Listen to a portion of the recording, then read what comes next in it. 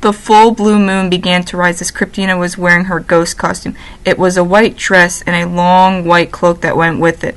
As she walked towards the library, she could suddenly hear things so clearly from a faraway distance. She heard Danny and his friends talking from a distance. "Ha ha! I'll teach that Lord Protector some manners of my own," he said with a laugh.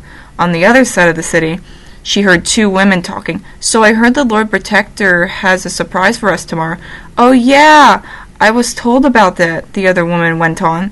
Kryptina could sense the food being made for the Halloween celebration. Steak, fruits, veggies. Their drinks were water and wine. Kryptina's mouth watered, feeling hungry and thirsty. Kryptina could clearly see her two friends from the other side of the street. Anastasia was wearing her witch costume. It was a black costume with black stripes on the long socks with orange on it. Her belt was orange with sparkles. Her witch hat was black with an orange belt on it. Harold was still locked up in a pillory. He was wearing his Frankenstein mask. The mask was green with black scars on it, and the eyes were red. "Boo! I scared you, right?" "Not even," Lydia said, walking by them wearing a black vampire costume. Her costume was all black, and her cloak was black with purple under it. She wore plastic fangs in her mouth. "Whoa," Harold said with surprise. "Oh, sure," Anastasia said, her eyes looking away from him.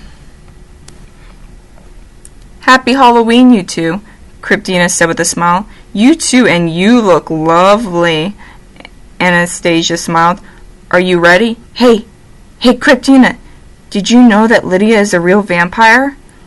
Harold said with shock. Kryptina lifted a brow. "It's a costume, you moron!" Lydia steps in and hits him on the head with her book. Just then, people began to sing and dance all around the fire. Some people cheered while others either sat and watched, or some of them just played instruments. "This would be as spooktacular if I wasn't so thirsty," Kryptina sighed. "Don't worry," Anastasia rested her hand on her shoulder. "We'll get you some water. I'll be right back." Anastasia heads over to the snack table. Lydia sat beside Kryptina. She turns to her with worry. "Kryptina?" "Yes?" Kryptina looks up at her. "Are you okay?" "Yeah, why?" Kryptina looked at her. "It's just, you look pale, that's all." Lydia pointed at her. "It's okay, I think I'll be fine, but thank you very much for caring about me. May I please have a hug before I go?" Kryptina said with a smile. "Okay, fine." Lydia narrowed her eyes, hoping no one will see them hugging. "But make it quick." Kryptina hugs her with joy. As Kryptina hugged Lydia, she could suddenly smell a strange scent that made her smile to herself. She then suddenly began to feel ill again. She could smell so many strange scents of people, food, and drinks. She could hear others so clearly. She could see paths in the air sometimes. She then suddenly began to feel like she was going to faint. "Hey, Lydia, I'm sorry, but I gotta go home. May you please let Anastasia know that?" Kryptina quickly rushed home, leaving her friends behind. Fine?"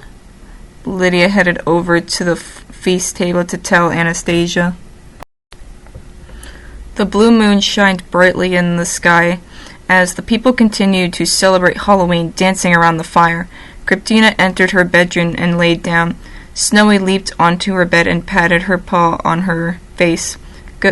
Good to see you too, Snowy." Kryptina patted her until all of a sudden she suddenly found herself gasping for air. Snowy looked at her and patted her again, beginning to meow. Kryptina gasped and she began to cough for air. She continued to try gasping for air, and she felt as if someone was suffocating her. She felt so cold, as if she was freezing up. She then suddenly began to lay back on her bed, and she slowly closed her eyes. She began to feel as cold as ice and shook to death as if she was in a snowstorm. That frightening moment suddenly ended when she opened her eyes, dreaming again. She saw she was standing right in the same hallway of a dark and spooky castle. The castle was very dark and gloomy. There was spider webs on the corners. There was a long carpet that led all the way to the kitchen. There was old statues of knights' armor on each sides of the hallway. There was red banners with golden lines on the edges of it. She suddenly saw a long red scent that led all the way to the dining room. She slowly followed it with curiosity. She then noticed that same vampire family feasting on the table near that same long mirror. One of the adult vampires turned and welcomed her, lifting his finger, telling her to come over to them. The adult was a man vampire with long black hair and red eyes. He was dressed in all black. He was wearing a long black hat and he carried a staff with him. "It's an honor to finally meet you. We've been waiting for you," he said with a smirk, holding out his hand to her. As Cryptina grabbed his hand and she slowly stepped towards them, she then noticed that same vampire girl she tried to see last night. All of a sudden, all of the vampires were dressed in black, all except for one, the little vampire girl.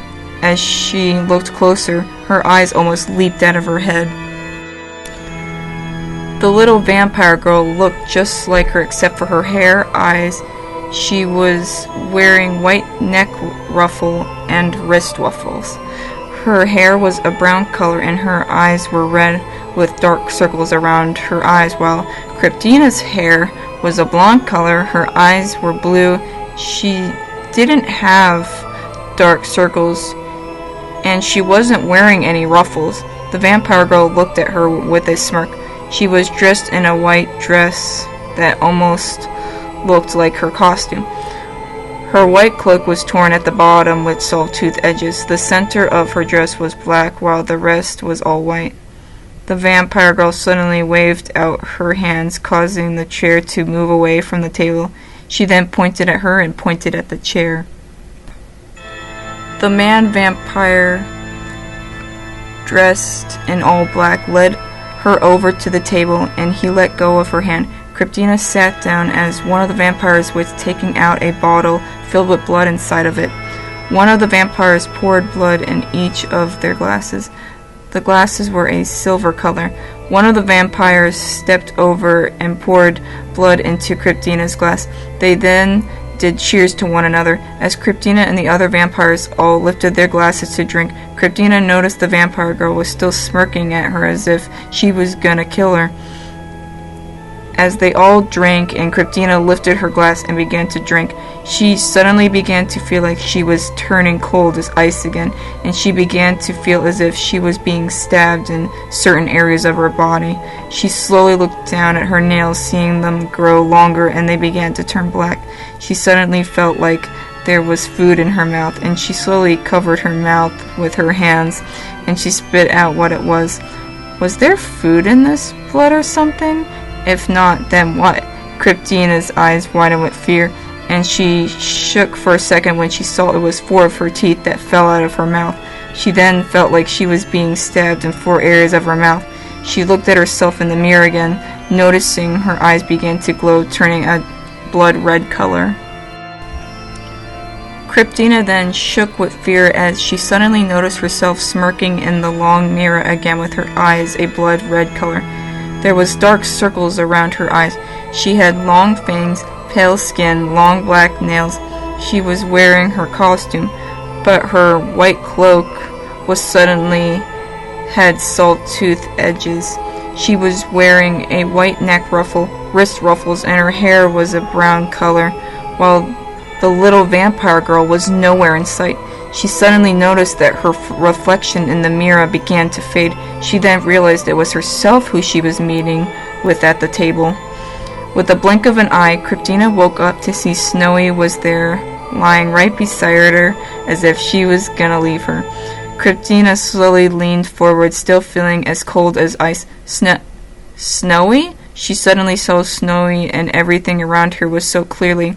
Everything looked a little green, but it was so bright as if the sun was up. I can see you so clearly, Cryptina patted Snowy. Snowy tilted her head and began meowing at her. She got up and headed towards the window, and she lifted her brows. She saw it was still nighttime, seeing that the Halloween party was almost over. What? Why is it that it's still nighttime, but yet I can see things so brightly now? She turned back to her lynx, Snowy, who was meowing at her, walking back and forth on her bed. I'll be right back, Snowy. Cryptina patted her, and she headed towards the bathroom and turned the light on. I almost forgot to brush my teeth. She got out her toothbrush and toothpaste. As she put the toothpaste on her brush, she immediately dropped her toothbrush and toothpaste as her eyes almost leaped out of her head. She shook with fear. She felt like she was going to scream as if she just saw a ghost. Cryptina realized she had no reflection in the mirror. What? Oh no! Oh no, no, no, no, no! How could this happen? She said to herself, walking back and forth. I'm a vampire? She turned away from the mirror, resting her hands on her cheeks. There were so many vampire slaves all over the city. Her friend Harold joked about her becoming a vampire first, but then she remembered that Alaric fixed the bite. How could this happen if he fixed it? Did he do it wrong, or did he just do it too late? No way is she going to let anyone know about this, or she'll never hear the end of it. How can she fix this, and what is she going to do now? Cryptina walked back and forth, resting her hands on her face, feeling nervous until she suddenly heard footsteps from outside the door. She heard the front door open. She could clearly hear footsteps coming from down below.